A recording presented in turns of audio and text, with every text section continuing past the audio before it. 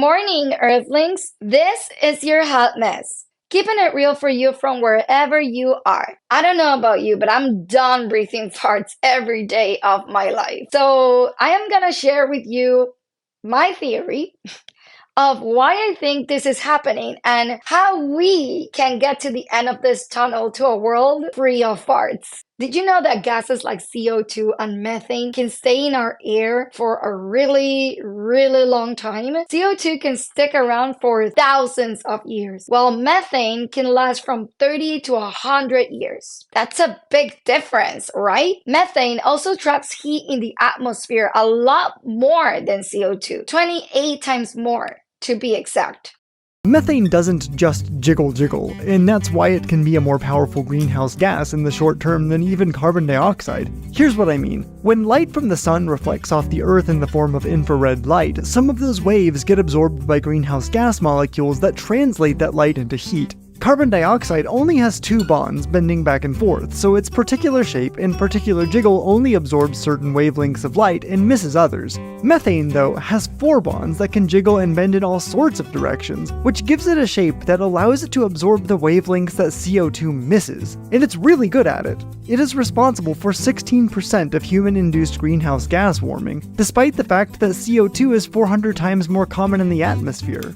We can actually see the effects of these gases and we can do something to help our planet. We don't need any permissions from anyone, governments or enterprises. It's up to us, humans. A long time ago, during the Industrial Revolution, many things changed. We started using machines to make things, including how we produce and eat meat. This period, which lasted 200 years, brought lots of new machines that made it easier and faster to make food. These machines help farmers grow more food with less effort. Trains and ships made it possible to move food around quickly, and new refrigerators kept meat fresh for longer. This meant that more people could buy and eat meat because it was easier to get. As more factories were built, more people got jobs and earned more money. With this extra money, they could afford to buy more meat. Before this time, only rich people ate a lot of meat, but now even regular families could have meat more often. Before the Industrial Revolution, people mostly ate vegetables, grains, and a little bit of meat. But because meat became easier to get and people had more money, they started eating a lot more meat. Eating too much meat can cause health problems like heart disease and obesity. Farmers cut down forests to make space for cows and to grow their food. This hurts the homes of wild animals and pollutes our planet. Raising animals like cows makes a lot of greenhouse gases. These gases are one reason why our climate is changing. Raising animals for meat uses a lot of water, food, and land. For example, it takes much more water to produce a pound of beef than to grow a pound of vegetables. This means that making meat can waste a lot of important resources. And right now, we don't have that many. If you thought there was nothing you could do about climate change, here is something you should know. You can make a big difference, and it is pretty simple. Let companies and governments handle big things like carbon dioxide emissions. We can help by making smart choices about what we eat. Too much methane gas has been a problem for our planet for 200 years. So does that mean no more prosciutto?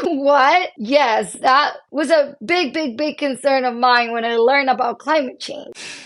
But since it's Eat More Fruit and Veggies Day, I wanted to share why I think we should eat more fruits and vegetables. 1. Eating more veggies means I'll be healthier and help reduce the amount of meat people eat. 2. I'll find new ways to get the nutrients I need and avoid getting sick with things like diabetes, obesity, high blood pressure, strokes, even cancer. And 3. I'll feel lighter and have more energy energy knowing that my choices are good for future generations and the environment. Did you know that there are so many cows raised for food that they weigh more than all other mammals, birds, reptiles, amphibians on the planet combined? If we weighed all those cows, they would be more than 10 times heavier than all those animals together, including my dog Mac. How can I keep him fed?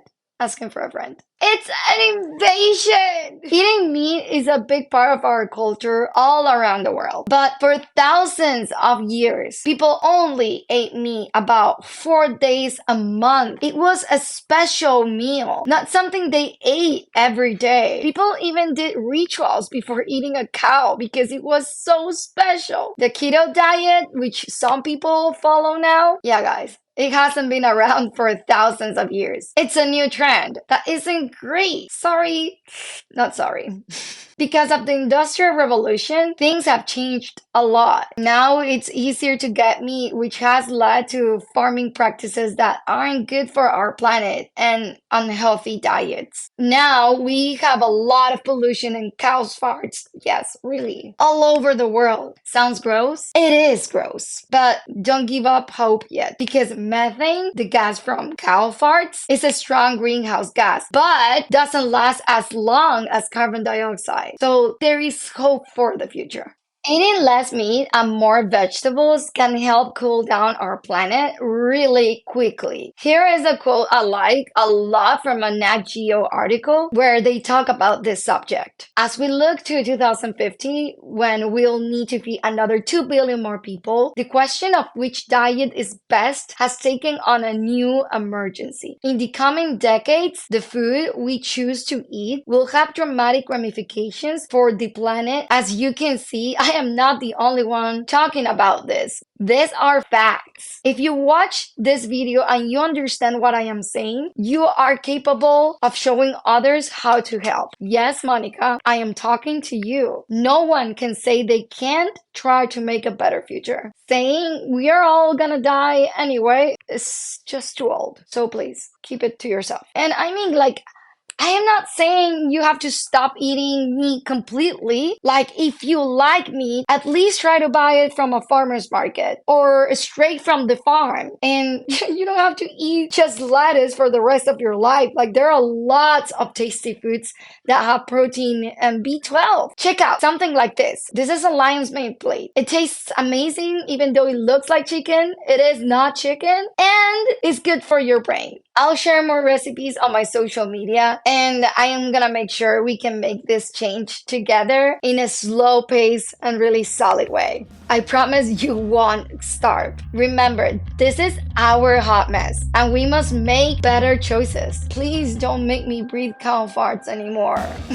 I want to live in a world free of farts, don't you? We have been breathing cow farts for too long, and yet here we are, barely all in one piece. Thank you so much, oh fantastic denizens of the multiverse, for listening to Hot Mess from Earth. Stay tuned for more and tell me in the comments what you think.